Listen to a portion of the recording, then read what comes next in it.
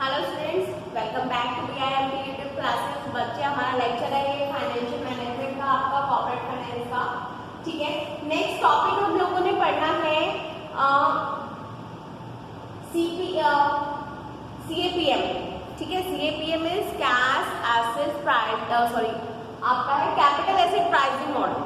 ठीक है, हम लोग मॉडल्स पढ़ रहे थे, अभी मैंने आपको पढ़ाया था पीछे आपका, तो आपको अब कौन सा पढ़ना है? कैश फ्लो मैंने आपको पढ़ाया है, अब आपको पढ़ना है capital asset pricing model CAPM। ठीक है, तो हम लोग इसमें पढ़ेंगे कॉन्सेप्ट ऑफ रिस्क,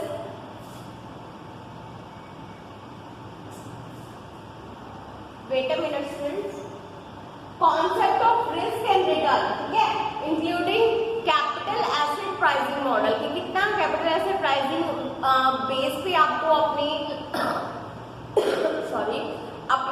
फर्म को जो वैल्यू करना है, जो अपना फाइनेंस को मैनेज करना है, तो कैपिटल एसेट प्राइसिंग मॉडल पे किस तरह से आप उसे वैल्यू कर सकते हैं, क्या उसमें रिस्क रहेंगे और क्या रिटर्न पॉलिसीज रहेंगी। So after investing money in project, a firm wants to get some outcome from the project. The outcomes of और the benefits that the investment generate are called returns. ठीक है, अगर हम किसी जगह भी अपना पैसा फाइनेंस कर रहे हैं तो बेटा ऑब्वियस है हम लोग एक पॉजिटिव रिटर्न की एक्सपेक्टेशन रखते हैं, और होना भी ऐसा चाहिए। आपका प्रोजेक्ट कंप्लीट हो गया है, आपने फाइनेंस कर दिया है, उससे अच्छे से आपने पैसे लगा दिए हैं, सब चीजें बेटर हो रही है, तो आपका रिटर्न भी एक आना चाहिए। ठीक है, आपको कुछ बदले में कुछ आपको कंसिडरेशन भी रिसीव होना चाहिए। तो वो जो कंसिडरेशन आपको रिसीव हो रहा है, जो वैल्यू आपको वापस मिल रही है, that is called return. Wealth maximization approach is based on the concept of future value of expected cash flow from a prospective project। देखिए, हम लोग कभी भी अपने बिजनेस का मैक्सिमाइजेशन करते हैं, that is always on two kind of maximisation. The first is wealth maximisation, the other one is profit maximisation. तो अगर हम वेल्थ मैक्सिमाइजेशन की, प्रॉफिट मैक्सिमाइजेशन की बात करें तो वो आपका पर ईयर होता है। ठीक है, पर ईयर आप जितना प्रॉफिट मैक्सिमाइज करते चले जाएंगे, जितना आपका प्रॉफिट बेटर होता चला जाएगा, तो दैट टेक्निक विल कॉल्ड क्या आपकी प्रॉफिट मैक्सिमाइजेशन। बात कर रहे हैं हम लोग वेल्थ मैक्सिमाइजेशन की, तो वेल्थ मैक्सिमाइजेशन भी पॉसिबल तो बेटा आपकी तभी है जब आपके प्रॉफिट मैक्सिमाइजेशन होगा, क्योंकि वही प्रॉफिट आप आगे एसेट को इंक्रीज करने में लगाएंगे, और जब आपकी एसेट इंक्रीज होंगी, that will called what? Wealth maximisation. आपकी वेल्थ इंक्रीज हो रही है, आपकी लगा हुआ जितना भी इन्वेस्टमेंट है वो इंक्रीज हो रहा है। ठीक है, तो ये कह रहे हैं जो वेल्थ मैक्सिमाइजेशन अप्रोच है वो किस पे बेस्ड होता है बेटा? आपका future value of expected cash flow, के फ्यूचर में आपको कितना कैश फ्लो की एक्सपेक्टेड वैल्यू मिलने वाली है। So cash flows are nothing but earnings generated by project। तो कैश फ्लो कुछ भी नहीं होता, अर्निंग होती है जो हम लोग जनरेट करते हैं अपने प्रोडक्ट से, that we refer to as returns। ठीक है, और इसे हम क्या कहते हैं बेटा? रिटर्न्स कहते हैं। Since features is uncertain, fiction आपके अनसर्टेन है, so रिटर्न भी आपकी क्या होंगी बेटा? अनसर्टेन रहेंगी, कभी अप होंगी तो कभी डाउन होंगी। So returns are associated with some degree of uncertainty. In other words, there will be some variability in generating cash flow। तो आप ये कह सकते हैं कुछ वेरिएशंस होंगी कैश फ्लो में, कभी अप जाएगा तो कभी डाउन जाएगा। तो this situation is called risk. Okay, in this article we discuss the concept of risk and returns as well as relationship between them. तो फर्स्ट ऑफ ऑल हम क्या पढ़ेंगे बेटा? Concept of risk. तो पढ़ते हैं, a person making an investment expects to get some return from the investment in the future.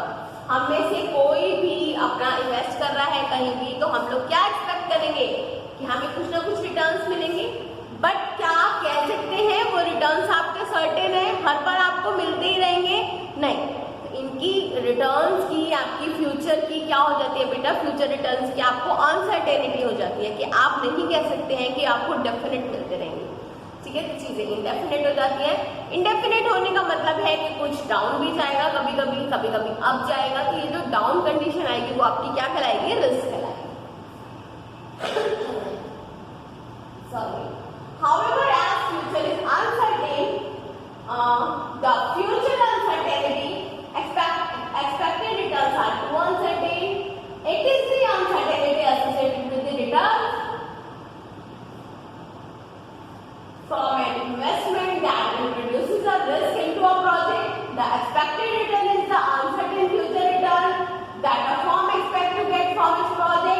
The unrealized return, the realized return on the contrary is the certain return and the firm that the firm has actually earned.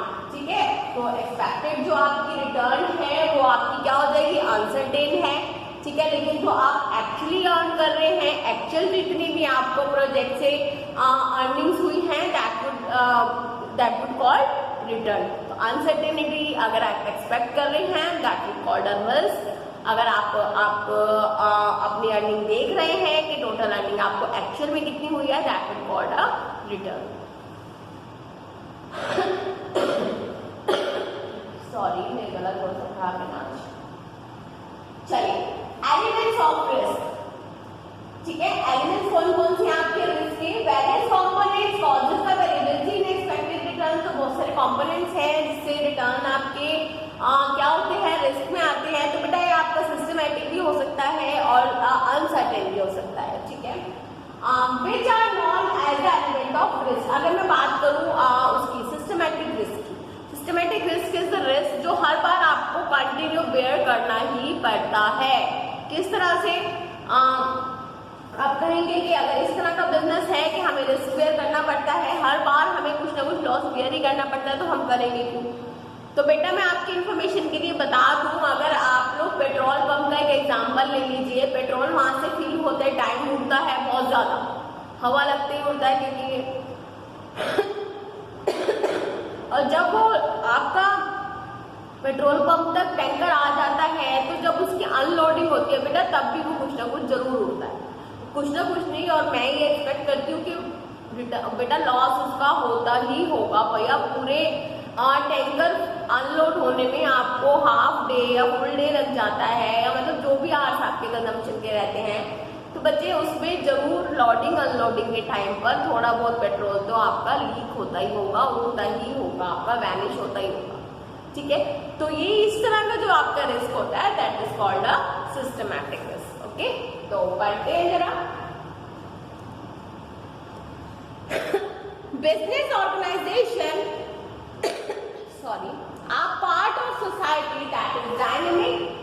आप ऐसी society का part है भी हो आपका जो कि dynamic है, नेचर में टाइम टू टाइम चेंज होती रहती है। वेरियस चेंजेस अगर in society like economic changes हैं आपके, सॉरी पॉलिटिकल सोशल चेंजेस हैं, system that have influence the performance of companies and thereby on their expected returns. तो ये सिस्टमैटिक रिटर्न में कह रहे हैं कि इकोनॉमिकल चेंजेस आ गए हैं आपके, पॉलिटिकल चेंजेस आ गए हैं, सोशल सिस्टम में चेंजेस आ गए हैं, उस वजह से क्योंकि इकोनॉमी तो टाइम टू टाइम आपकी चेंज होती ही रहती है, तो that would also called a systematic risk, ठीक है। So these changes affect all the organization to varying degrees, and the impact of these changes in system-wide and portion of total variability in return caused by such across the board factors is referred to as systematic risk. These risks are further subdivided into interest rate risk, market risk, and purchasing power risk. So the second one is unsystematic risk, ठीक है। तो ऐसी जो आपका certain चीजों की वजह से हुआ है, तो आपका क्या कराएगा, अनसिस्टमैटिक रिस्क कराएगा। The return of a company may vary due to certain factors that affect only the company, only that company. कुछ ऐसे फैक्टर्स हो सकते हैं कि सिर्फ उसी कंपनी को इफेक्ट किया है, बल्कि जो आपके इकोनॉमिकल, पॉलिटिकल और सोशल होंगे वो ऑल ओवर इंडिया आपके इसको, या ऑल ओवर वर्ल्ड आप कह सकते हैं, कंपनीज को इफेक्ट करेंगे, बिजनेसेस को इफेक्ट करेंगे। But unsystematic is also called जो पर्टिकुलर एक ही कंपनी को इफेक्ट कर रहा है, ठीक है। तो इसमें आपकी मार्केटिंग स्ट्रेटेजीज हो सकती हैं, आपके प्रोडक्ट का क्वालिटी लो हो सकती है, और बहुत सारी चीजें हो सकती हैं। क्लेम हो सकता है कंपनी पर किसी तरह का, किसी कस्टमर को डिसएडवांटेज हो गया हो, या कस्टमर की टेस्ट प्रेफरेंसेस चेंज हो गई हो। तो इस तरह के जो आपके रिस्क है जिससे एक ही कंपनी को सफर करना पड़ रहा है particular, that will called a unsystematic risk. Example of such factors are raw material scarcity, labor strike हो गई आपकी, management inefficiency, etc. When the variability of in return occurs due to such some specific factors is known as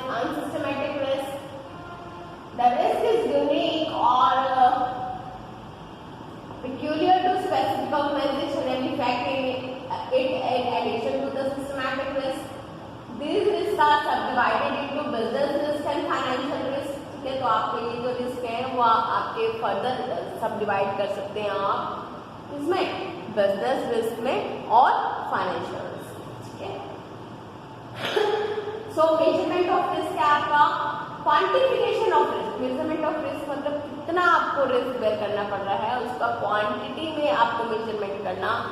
अगर आपको risk bear करना पड़ रहा है मान लीजिए अपने मटेरियल में, तो आप उसका क्वांटिटी भी आप अपना देख सकते हैं और उसका प्राइस भी मेजरमेंट कर सकते हैं। तो वही सब चीजें आपको पढ़नी है। क्वालिफिकेशन क्वांटिफिकेशन क्या कहलाता है आपका, quantification of risk is known as measurement of risk.